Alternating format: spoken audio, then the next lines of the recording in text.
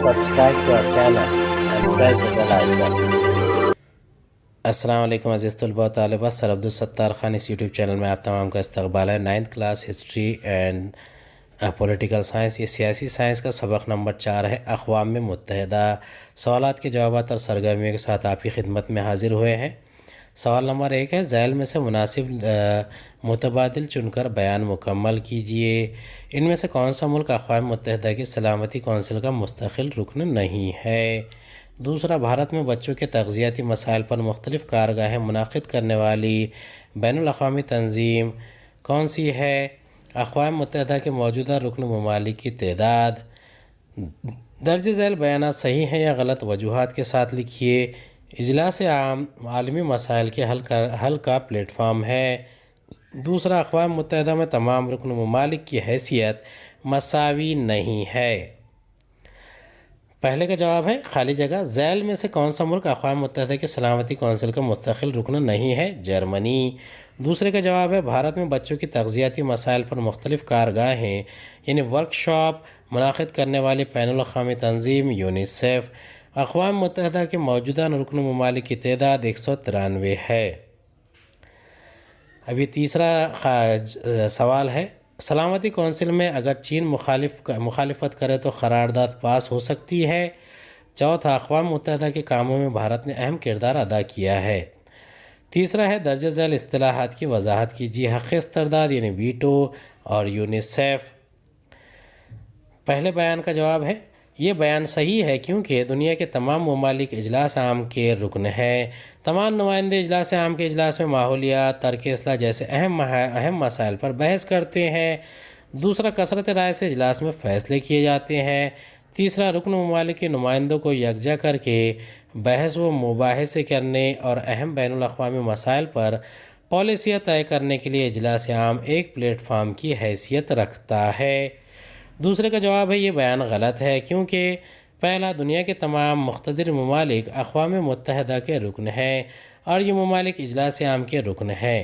دوسرا، ملک امیر ہو یا غریب، چھوٹا ہو کہ بڑا، تمام رکن ممالک کا اجلاس عام میں مقام و مرتبہ یکساں ہے۔ تیسرا، ہر رکن ملک کا ایک ووٹ ہوتا ہے، مطلب یہ کہ اقوام متحدہ میں تمام رکن ممالک کا مرتبہ مساوی ہے۔ تیسرا، یہ بیان غلط ہے کیونکہ ایک، چین سلامتی کونسل کا مستقل رکن ملک ہے۔ دوسرا، سلامتی کونسل کے مستقل رکنیت والے 5 ممالک کو ویٹو پاور حاصل ہے۔ تیسرا، ویٹو پاور والے کسی ایک ملک نے بھی اس حق کا استعمال کیا تو وہ قرارداد منظور نہیں ہو سکتی ہے۔ اس لیے چین کی سلامتی کونسل میں ویٹو پاور استعمال کرنے سے قرارداد منظور نہیں ہو سکتی ہے۔ چوتھے کا جواب ہے یہ بیان صحیح ہے کیونکہ پہلا نقطہ، اقوام متحدہ کے قیام سے متعلق جو اجلاس منعقد ہوئے ان میں بھارت نے شرکت کی۔ 2، نوآبادیات کی آزادی، ترک اصلاح اور نسلی تفریق جیسے کئی مسائل بھارت نے اقوام متحدہ کے سامنے پیش کیے۔ تیسرا، اقوام متحدہ کی امن فوج میں بھارت نے اپنے فوجی جوان روانہ کیے ہیں۔ اس طریقے سے بھارت نے شروع ہی سے اقوام متحدہ کے کاموں میں اہم کردار ادا کیا ہے۔ پہلے کا جواب ہے حق استرداد یعنی ویٹو پاور۔ کسی اہم مسئلے پر سلامتی کونسل کے مستقل ممالک کو قرارداد کی مخالفت کرنے کا حق حاصل ہوتا ہے، جسے حق استرداد یعنی ویٹو کہتے ہیں۔ دوسرا، سلامتی کونسل میں کسی مسئلے پر فیصلہ لینے کے لیے 5 مستقل اور کم از کم 4 غیر مستقل ارکان کی منظوری ضروری ہے۔ تیسرا، لیکن مستقل ارکان میں سے اگر ایک رکن بھی اپنا ویٹو پاور استعمال کر کے مخالف رائے دیتا ہے تو وہ فیصلہ روک دیا جاتا ہے۔ دوسرے کا جواب ہے یونیسیف۔ بین الاقوامی سطح پر بچوں کی ترقی کے لیے فنڈ مہیا کرنے کی غرض سے 1946 عیسوی میں اقوام متحدہ نے ایک ذیلی ادارہ یونیسیف قائم کیا۔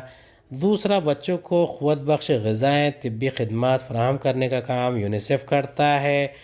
تیسرا، بچوں کی ناقص غذائیت کے مسائل پر پسماندہ ملکوں میں کون سے اقدامات کرنے چاہیے، اس تعلق سے ورکشاپ یعنی کارگاہ کا انعقاد کرتا ہے۔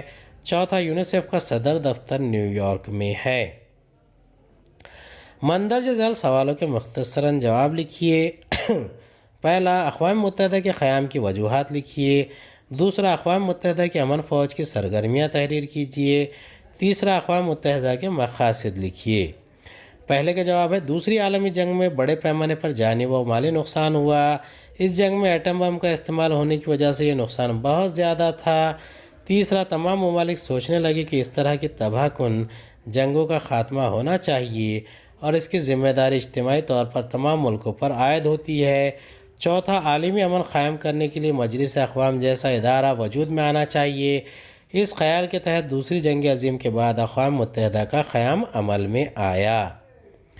دوسرے کا جواب ہے اقوام متحدہ کی امن فوج جنگ زدہ ملکوں میں درج ذیل سرگرمیاں انجام دیتی ہے۔